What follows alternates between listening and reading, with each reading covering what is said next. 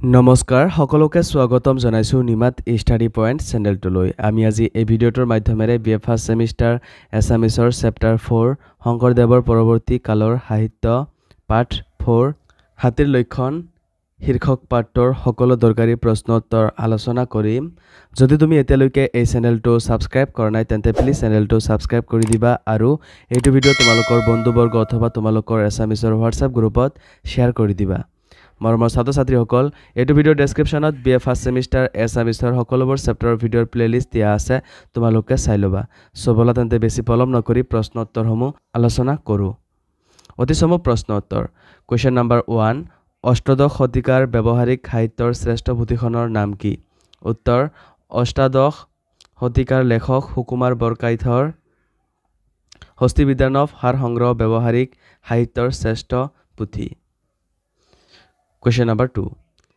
হস্তিবিদ্যানৱ পুথি শীৰ্ষক প্ৰবন্ধটি প্ৰথমতে ক'ত প্ৰকাশ পাইছিল উত্তৰ ডক্টৰ হৰিজ কুমাৰ ভূঞাৰ দ্বাৰা ৰচিত হস্তিবিদ্যানৱ পুথি শীৰ্ষক প্ৰবন্ধটো প্ৰথমতে প্ৰকাশ পাইছিল শুক্লেশ্বৰ বৰা সম্পাদিত জয়ন্তী আলোচনীত 1953 চনত কোনটো যুগত অসমীয়া ভাষাত বিভিন্ন বিষয়ৰ ব্যৱহাৰিক জ্ঞানৰ পুথি ৰচিত হৈছিল উত্তৰ মধ্যযুগত Question number 4 হস্তিবিদ্যানৰ পুথি শীৰ্ষক পাঠটি ক'ৰ পৰা সংগ্ৰহ কৰা হৈছে উত্তৰ হস্তিবিদ্যানৰ পুথি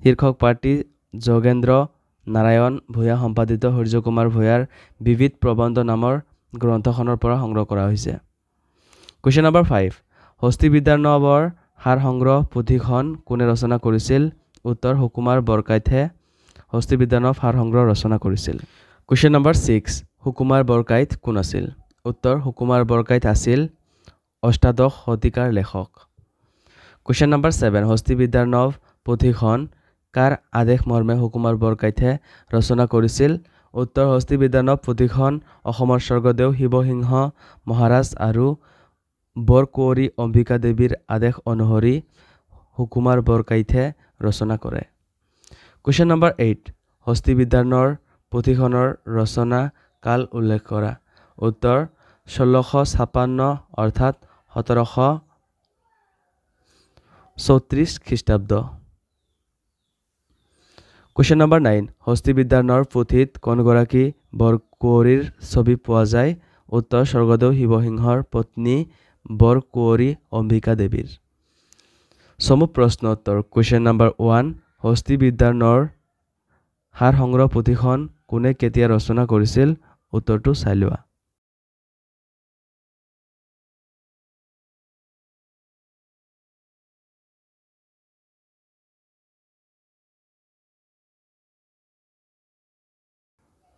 Question number 2 পুৰণি অসমীয়া সচিত্ৰ পুথি দুখনৰ নাম লিখা উত্তৰটো চাই লোৱা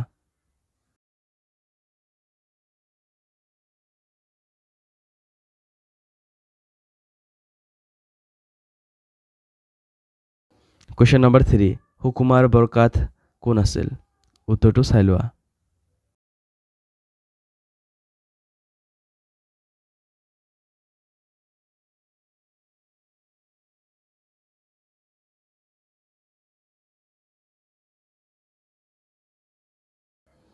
Question number 4 হস্তিবিদ্যানৰ পুথিৰ চিত্ৰবোৰ কোনে অংকন কৰিছিল উত্তৰটো তোমালোকে চাই লোৱা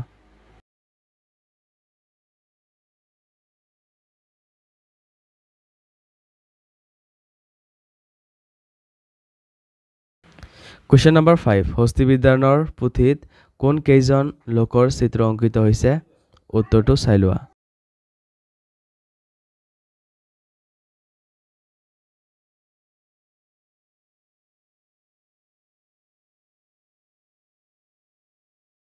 Question number 6 সুকুমাৰ বৰকাইতৰ হস্তিবিদ্যানৰ সাৰ সংগ্ৰহ পুথিখনক ব্যৱহাৰিক সাহিত্যৰ শ্ৰেষ্ঠ পুথি বুলি কিয় কোৱা হয় উত্তৰটো তোমালোকে চাই লোৱা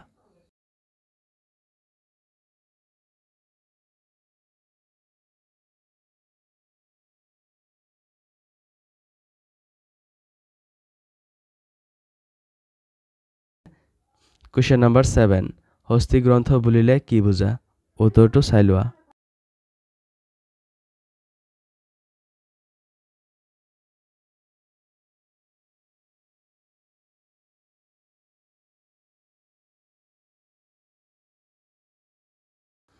Question number 8. হাতীৰ বিষয়ে অসমত কোন কোন জাতিৰ মানুহে ভালকৈ জানিছিল? উত্তৰটো চাই লোৱা।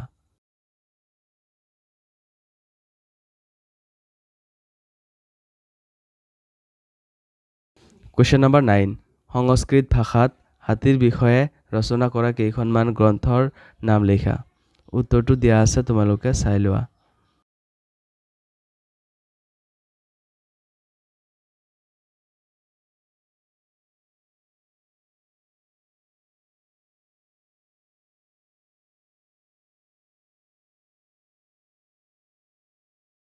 Question number 10. সুকুমাৰ বৰকাথৰ হস্তিবিদ্যানৱ গ্ৰন্থৰ অন্তৰ্গত মংগল হাতীৰ বৰ্ণনাত অসমীয়া কথাশৈলী কিদৰে উপস্থাপন কৰা হৈছে? উত্তৰটো চাই লোৱা।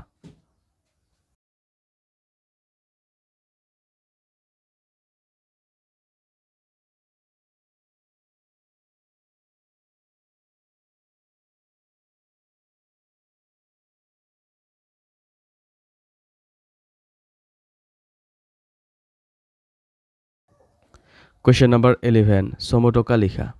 ক. হস্তিবিদ্যানৱ। উত্তৰটো চাই লোৱা।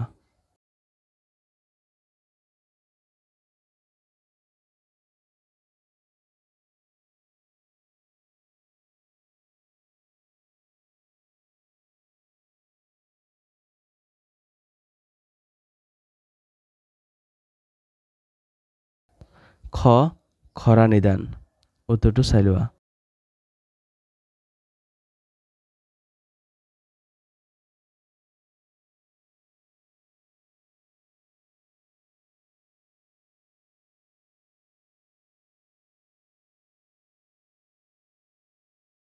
ৰচনাধৰ্মী প্ৰশ্ন উত্তৰ। Question number 1. ব্যৱহাৰিক সাহিত্য বুলিলে কি বুজা? দুখন অসমীয়া ব্যৱহাৰিক সাহিত্য পুথিৰ নাম লিখা। উত্তৰটো তোমালোকে চাই লোৱা।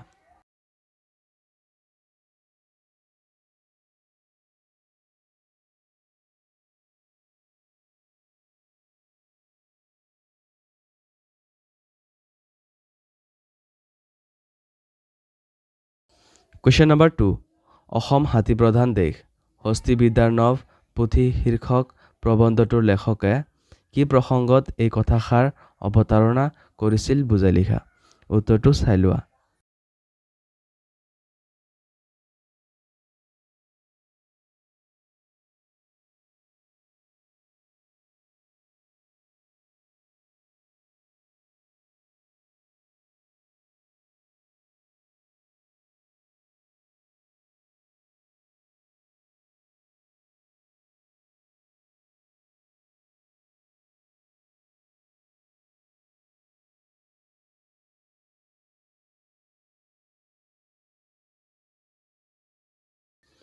Question number 3. হস্তিবিদ্যানৱ পুথিৰ বিষয়বস্তু এটি আভাস দিয়া। উত্তৰটো চাই লোৱা।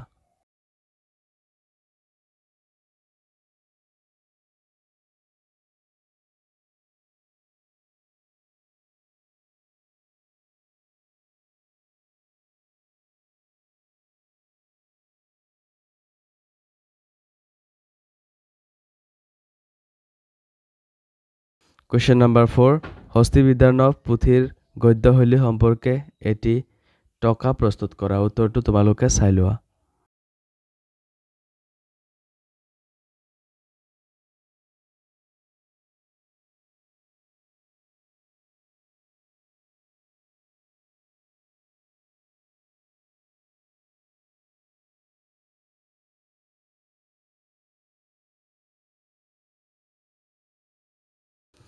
মৰমৰ ছাত্ৰ ছাত্ৰীসকল, আজিলৈ এইখিনিয়ে।